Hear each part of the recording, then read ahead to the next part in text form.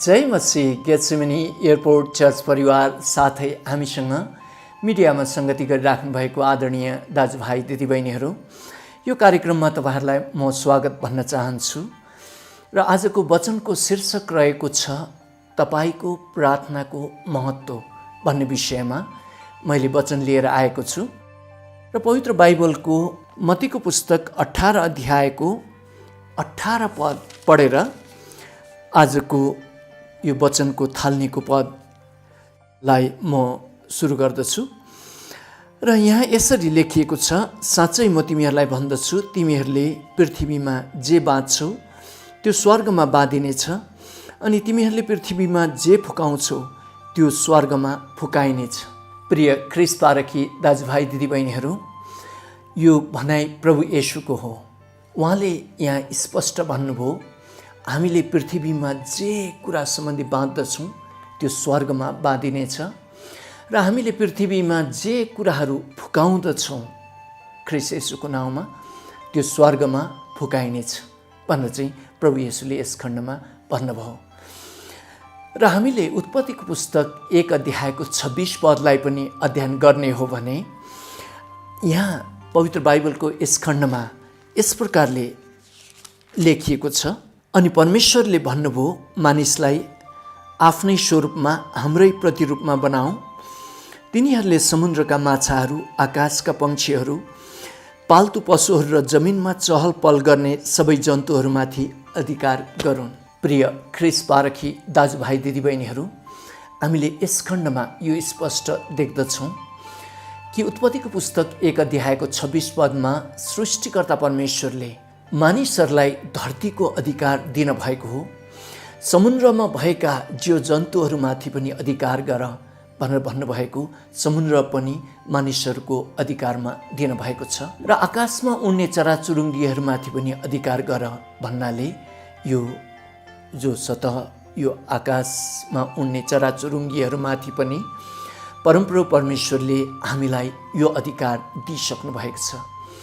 र सृष्टिकर्ता परमेश्वरले मानिसलाई आफ्नै स्वरूपमा आफ्नै प्रतिरूपमा बनाउनु भएर यो अधिकार दिएर जब छोडिदिनु भयो, यानि अदनको बगैँचाभित्र राख्नुभयो, तपाईँ र मेरो जिजुबुवा आदम र तपाईँ र मेरो जिजुमुवा हवाले परमेश्वरले भनेको मानिदिनु भएन र उहाँहरूले चाहिँ अनआज्ञाकारिता गर्नुभयो। र यो अवस्थामा जो हाम्रो जिजुबुवा र जिजुमुवा आदम र हवाले यो प्रकारको अनआज्ञाकारिता गर्न भएको कारणले गर्दाखेरि मानिसहरू परमेश्वरको नजर अगाडि अनआज्ञाकारिता हुनको साथसाथै, तर परमेश्वरले जो मानिसहरूलाई जुन अधिकार दिन भएको थियो त्यो अधिकार त मानिसहरूको हातमा नै रहि नै रह्यो। र जसरी सृष्टिकर्ता परमेश्वर पुत्र येशू ख्रीष्ट भएर धरतीमा आउनु हुँदाखेरि उहाँले यो स्पष्ट गर्नुभयो, मत्ती 18को 18मा, हामीले जे पृथ्वीमा बाँध्छौँ ख्रीष्ट येशूको नाउँमा स्वर्गमा बाँधिनेछ, र जे पृथ्वीमा फुकाउँछौँ हामीले स्वर्गमा त्यो फुकाइनेछ भनेर चाहिँ उहाँले हामीसँग त्यत्रो ठुलो अधिकार परमेश्वरले दिनुभएको छ भनिकन यो स्पष्ट गर्नुभयो। र यो अधिकार मानिसहरूले आफ्नो हातमा पाइसकेको कारणले गर्दा अदनको बगैँचामा जब हाम्रो जिजुमुवा हवाले अनआज्ञाकारिता साथ त्यो असल र खराबको ज्ञान दिने रुखको फल समात्नुभयो र खाना आँट्नु हुँदाखेरि पनि परमेश्वरले हात समात्न जानु भएन, किनकि त्यो अधिकार यानि अनआज्ञाकारी हुने अधिकार पनि यानि धरतीको अधिकार चाहिँ परमेश्वरले मानिसको हातमा दिइसक्नु भएको थियो। र त्यो भएको कारणले गर्दाखेरि अब मानिस यो धरतीको लागि चाहिँ एक प्रकारको शासक, धरतीको लागि चाहिँ एक प्रकारले धरतीका चिजबिजहरूको लागि चाहिँ ईश्वर सरह नै बन्न मानिसहरू पुग्यो। प्रिय दाजुभाइ दिदीबहिनीहरू, र कति समय मानिसहरूले परमेश्वरलाई दोष लगाउने कुराहरूमा यसो पनि भन्ने चलन छ, यदि परमेश्वर प्रेमिलो परमेश्वर हुनुहुन्छ भने उहाँले चाहिँ हामीलाई त्यति वास्ता गर्नुहुन्छ, धरतीलाई त्यति वास्ता गर्नुहुन्छ भने धरतीमा यो दुष्टता किन हुन दिनुभएको, धरतीमा किन यस्तो प्रकारको खराबी भएर गइराखेको छ, किन जान दिनुभएको भनेर चाहिँ हामीले भन्ने चलन छ। त्यसको प्रतिउत्तर चाहिँ हितोपदेशकै पुस्तकमा मानिसहरू आफै गल्ती गर्दछन् र परमेश्वरलाई दोष लगाउँदछन् भनेर चाहिँ त्यहाँ लेखिएको छ। र यो प्रकारको धरतीमा चौपटकै अवस्था ल्याएको त मानिसहरूले नै हो, जो दुष्टात्मातर्फ मानिस लागेर मानिसहरूले दुष्टात्माको कुराहरू सुनेर यो प्रकारको चौपट्टै अवस्था चाहिँ मानिसहरूले नै ल्याएको हो। अब धरतीमा असल गर्ने यानि खराब गर्ने यो अधिकार मानिसलाई परमेश्वरले हातमा दिइसक्नु भएको कारणले गर्दाखेरि मानिसले असल गर्न चाहेमा धरतीमा असल हुन्छ, मानिसले खराब गर्न चाहेमा धरतीमा खराब हुन्छ। तर यी सबै कुराहरूको न्याय त एक दिन हुन्छ भनेर चाहिँ बाइबलमा लेखिएको छ।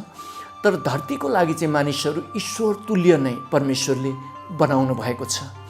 त्यो कारणले गर्दाखेरि हरेक निर्णयमा परमेश्वरले मानिसमा नै भर पर्न पर्छ भनेर चाहिँ बाइबलले हामीलाई त्यही नै सङ्केत दिँदछ। प्रिय दाजुभाइ दिदीबहिनीहरू, कि सृष्टिकर्ता परमेश्वर जो राजाहरूका महाराजा र उहाँ चाहिँ धर्मी परमेश्वर हुनुभएको कारणले गर्दा उहाँले मानिसहरूलाई एकपटक यो धरतीको यानि पृथ्वीको सारा अधिकार दिइसक्नु भएको कारणले गर्दा मानिसले अनआज्ञाकारी गर्नु बित्तिकै उहाँले त्यो सबै सारा अधिकार उहाँले फिर्ता लिनु भएन। प्रिय दाजुभाइ दिदीबहिनीहरू, उदाहरणको लागि हामी संसारकै राजाहरूको विषयमा पनि हामीले बुझ्न सक्दछौँ। उदाहरणको लागि तपाईँले एस्तरको पुस्तकलाई अध्ययन गर्नुहोस्। त्यहाँ एउटा दुष्ट मानिस, दुष्ट आत्मा लागेको मानिस हामानको आवाजलाई सुनेर, सल्लाहलाई सुनेर राजा अहासुरसले चाहिँ यो उहाँको प्रान्तमा भएका सबै यहुदीहरूलाई मार्नको लागि एउटा दिन तोक्न भयो र उहाँले चाहिँ लाछाप लगाएर चाहिँ त्यो दिनको घोषणा पनि गर्न भयो। तर राजा अहासुरसलाई थाहा भएन कि उहाँले बिहा गरेको महारानी नै यहुदी कुलका हुन् भनेर चाहिँ उहाँलाई थाहा भएन। र परमेश्वरले दुष्ट हामानको विचारलाई यानि दुष्ट आत्माको विचारलाई चाहिँ उलटपुलट बनाइदिनु भयो। त्यसपछि मर्दकै चाहिँ हामानको पोजिसनमा त्यो पदमा आउनुभयो। त्यो पछि राजाले जो अघि लाल मोहर लगाएर जुन उर्दी उहाँले निकाल्नु भएको थियो त्यो उर्दी क्यान्सल गर्न नसकिने भएको कारणले गर्दाखेरि राजाले त्यो उर्दी क्यान्सल नगरिकन त्यो उर्दीले चाहिँ बिगार गर्न नदिनको लागि उहाँले अर्को उर्दी निकाल्न पर्यो। मैले फलाना समयमा यो प्रकारको उर्दी निकालेको चाहिँ त्यो क्यान्सल गर्दैछु भनेर चाहिँ राजाले यो प्रकारले निकाल्न भएन।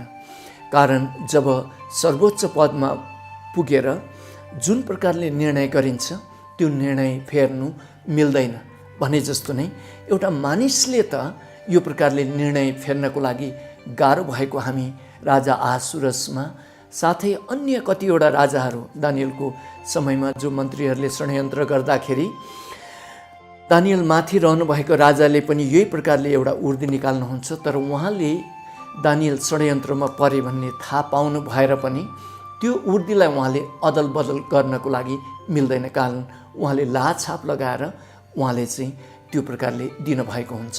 एक मानिस, एक राज्यको सर्वोच्च मानिसले त आफूले निकालेको उर्दीलाई यसरी अदल बदल गर्नको लागि अप्ठ्यारो परेको हामी यहाँ देख्दछौँ भने सर्वोच्च सर्वज्ञानी परमेश्वर, सर्वशक्तिमान परमेश्वरले जो उत्पत्तिको पुस्तक 1 अध्यायको 26 पदमा मानिसलाई, सुरुको मानिसलाई, आदम र हव्वालाई यो पृथ्वीको सारा अधिकार यानि यी सबै समुद्रका सारा अधिकार दिनुभएको कुरालाई उहाँहरू अनआज्ञाकारी हुन बित्तिकै अदल बदल गर्न मिलेन, यानि अदल बदल उहाँले गर्नु भएन। र प्रिय दाजुभाइ दिदीबहिनीहरू, हामीले यही कुरालाई विचार गर्नुपर्दछ। उहाँ सृष्टिकर्ता परमेश्वरले धरतीमा काम गर्नको लागि अब मानिसको पर्मिसन यानि मानिसको सहायता लिएको हामी उत्पत्तिको पुस्तकदेखि प्रकाशको पुस्तकसम्मै देख्दछौँ। उदाहरणको लागि जब धरतीका मानिसहरू असाध्यै पापी भएर जानुभयो, यो अवस्थामा धरतीमा उहाँले न्याय ल्याउनको लागि उहाँले उत्पत्तिको पुस्तक 6 अध्यायदेखि तपाईँले पढ्दै जानुभएको खण्डमा त्यहाँ देख्नुहुन्छ नुआ भन्ने धर्मी व्यक्तिको इजाजत यानि सल्लाह सृष्टिकर्ता परमेश्वरले लिन पर्यो। र त्यो समयमा उहाँले सिर्फ 6 जना नुहा लगायत अरू 7 जना गर्दाखेरि जम्मा 8 जना मात्र धर्मी मानिसहरू त्यस समय पाउनुभयो र नुहाले सारा जग्गाहरूमा मानिसहरूलाई हाम्रो अपराधको कारणले गर्दाखेरि जल प्रलय हुनको लागि गइरहेको छ, तपाईहरू मैले बनाएको त्यो जुन चाहिँ जहाजमा आउनुहोस् यानि जहाज बनाउनुहोस् भन्दै नुहाले यो प्रकारको प्रचारहरू गर्दै हिँड्नु भएको थियो। र जब मानिसहरू नमान्नु भएपछि नुहाले लु ठिक छ भन्ने प्रकारको अवस्था गर्नु भएपछि तब मात्र परमप्रभु परमेश्वरले धरतीमा जल प्रलय ल्याउनु भएको हामी देख्दछौँ प्रिय दाजुभाइ दिदीबहिनीहरू। त्यस्तै गरेर सोदोम र गोमराको उदाहरण हामीले लिन सक्दछौँ। सोदोम र गोमरालाई जो न्याय गर्नभन्दा अगाडि परमप्रभु परमेश्वरले अब्राहमसँग सल्लाह गर्नुभएको हामी त्यहाँ देख्दछौँ र अब्राहमले भन्छन् कि 50 जना धर्मी मान्छे पाइएको खण्डमा के तपाईँले सोदोम र गोमरालाई नाश गर्नुहुन्छ भनेर चाहिँ उहाँले त्यो प्रकारले भन्नुहुन्छ भने त्यसरी घटाउँदै घटाउँदै ल्याएर अन्तिममा तपाईँले 10 जना पाउनु भएको खण्डमा के त्यो सहरलाई नाश गर्नुहुनेछ त भनेर चाहिँ अब्राहमले यो प्रकारले अड्को थाप्नुहुन्छ। कारण धरती चाहिँ मानिसहरूको हातमा परेको छ र 10 जना भएको खण्डमा पनि सोदोम र गोमरालाई म कुनै हालतमा पनि न्याय गर्ने छुइनँ भनिकन परमप्रभु परमेश्वरले भन्न भएपछि र त्यसपछि मात्र परमप्रभु र अब्राहमको बिचमा कुराकानी टुङ्गिदछ। तर सोदोम र गोमरामा 10 जना पनि रहेनछन्, सिर्फ लोतको श्रीमती र 2 जना छोरीहरू गर्दाखेरि 4 जना मात्रै हुनुहुँदो रहेछ। त्यसले गर्दाखेरि अब मैले चाहिँ सोदोम र गोमरालाई अब न्याय गर्न सक्छु भनेर चाहिँ मैले पर्मिसन पाएँ भन्ने प्रकारले परमप्रभु परमेश्वरले काम गर्नुभएको हामी देख्दछौँ। जब 2 स्वर्गदूतहरू लोत र उहाँको परिवार भएकोमा सोदोम र गोमरामा अब सोदोम र गोमरामा न्याय गर्नको लागि उहाँ जानुहुन्छ। जान भएको समयमा यहाँ लोतको श्रीमती र 2 छोरीहरू बाहिर निक्लिनको लागि उहाँहरूले चाहिँ ढिलो गर्दै गर्नु भएर त्यसरी हिँड्दै गरेको अवस्थामा ती स्वर्गदूतहरूले उहाँहरूलाई भन्नुहुन्छ कि तपाईँहरू झट्टै यो ठाउँमा पुगिहाल्नुहोस्, त्यो जग्गामा गइहाल्नुहोस्, नभएदेखि हामी केही गर्न सक्दैनौँ भनिकन चाहिँ उहाँहरूले लोत र उहाँको परिवारलाई भन्नुहुन्छ।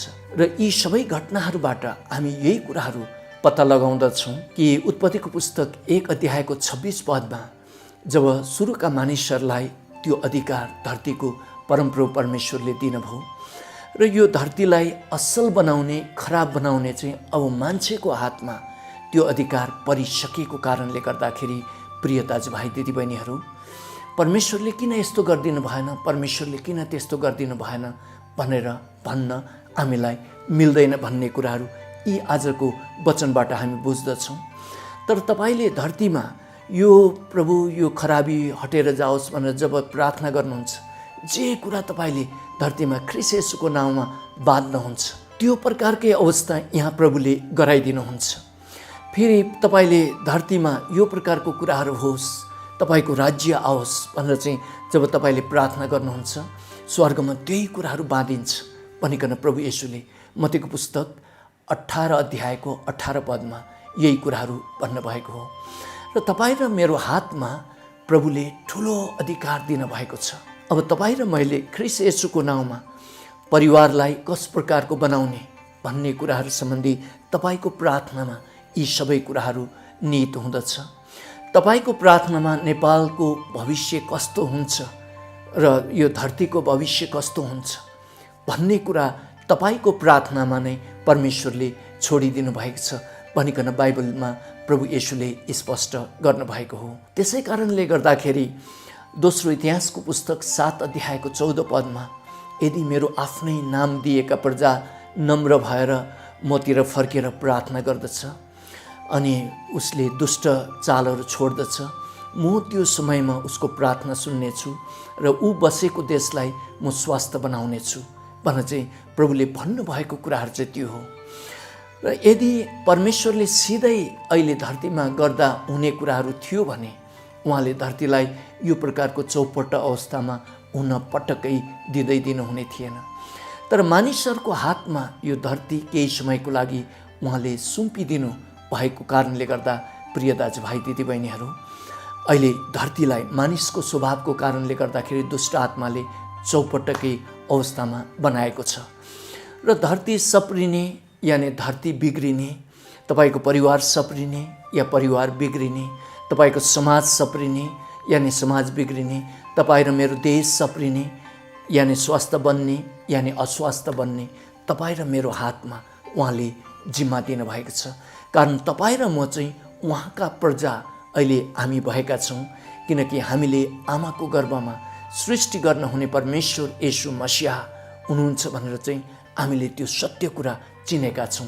प्रिय दाजुभाइ दिदीबहिनीहरू, त्यो कारणले गर्दाखेरि तपाईँ र मेरो काँधमा ठुलो जिम्मेवारी सृष्टिकर्ता परमेश्वरले दिनुभएको छ र यो जिम्मेवारीको मुख्य कुरा चाहिँ प्रार्थना हो र तपाईँले गर्नुभएको प्रार्थना साह्रै महत्त्वपूर्ण हुनेछ र मैले गरेको प्रार्थना साह्रै महत्त्वपूर्ण हुनेछ र तपाईँ र मैले जे धरतीमा बाँध्दछौँ ख्रीष्ट येशूको नाउँमा त्यही स्वर्गमा बाँधिनेछ र जे धरतीमा तपाईँ र मैले फुकाउँदछौँ त्यही नै स्वर्गमा फुकाइनेछ भनिकन प्रभु येशूले स्पष्ट गर्नुभएको छ।